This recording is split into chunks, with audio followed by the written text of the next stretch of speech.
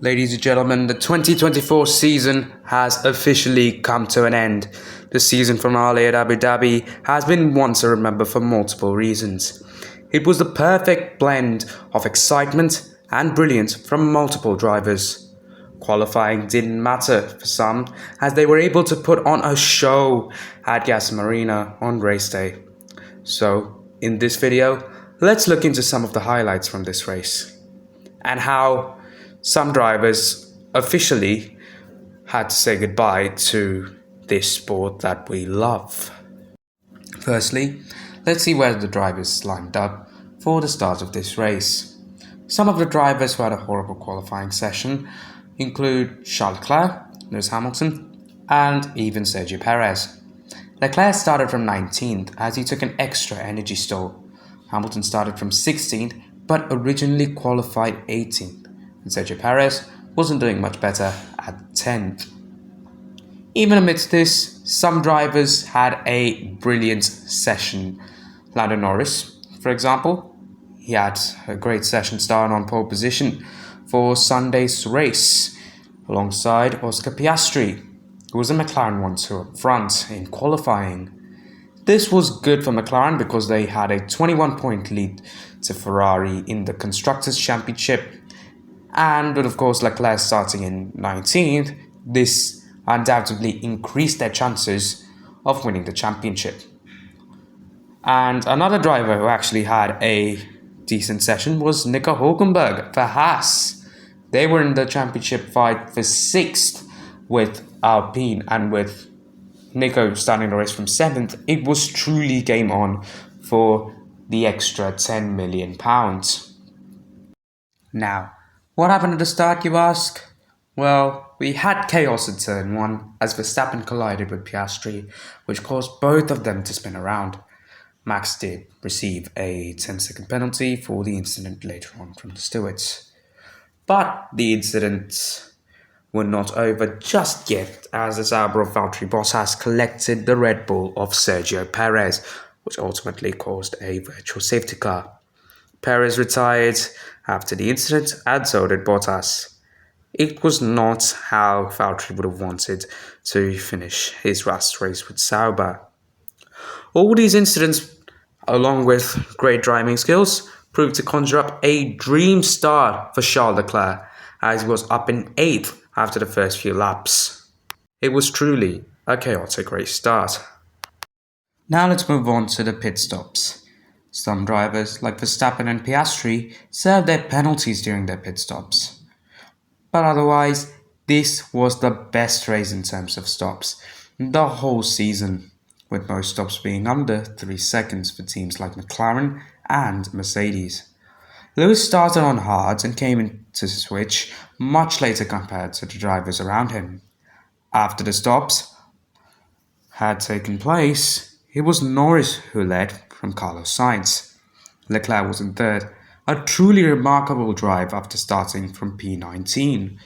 Russell was 4th and was ahead of his teammate Lewis Hamilton, who was giving a stellar performance in his final race with Mercedes. And I think it is worth mentioning now that the reason Valtteri Bottas was out of the race was because he made contact with Kevin Magnussen heading into turn 6, and Franco Colapinto was also out of the race as Oscar Piastri had bumped into him. That's why even Piastri received a 10-second time penalty.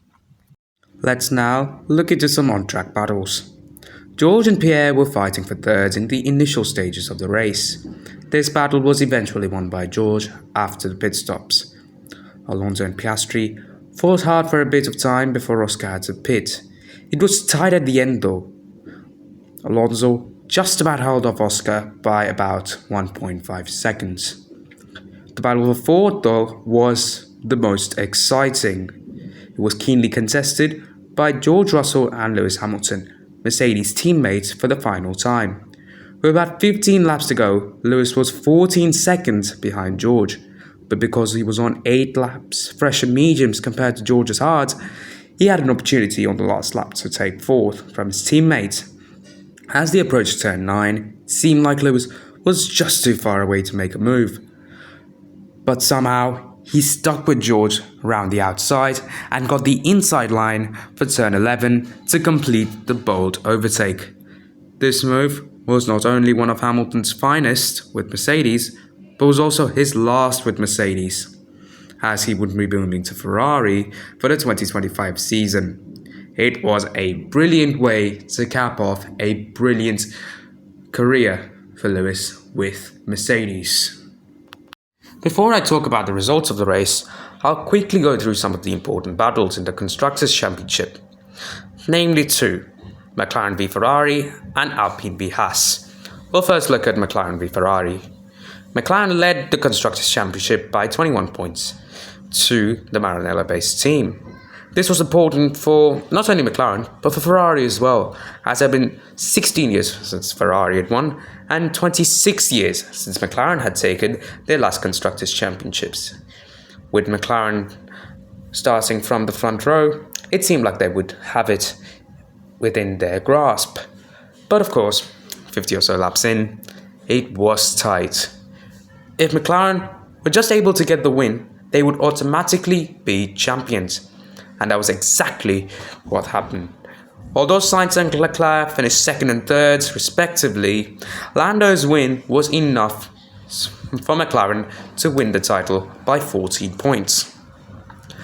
Now I'm just going to go through some of the results before getting to the Alpine-Haas battle. Hamilton finished his last Mercedes-powered race in 4th position, starting 16th, I must remind you. Started in 16th and finished 4th. Leclerc obviously had a better drive. That's why he got driver of the day.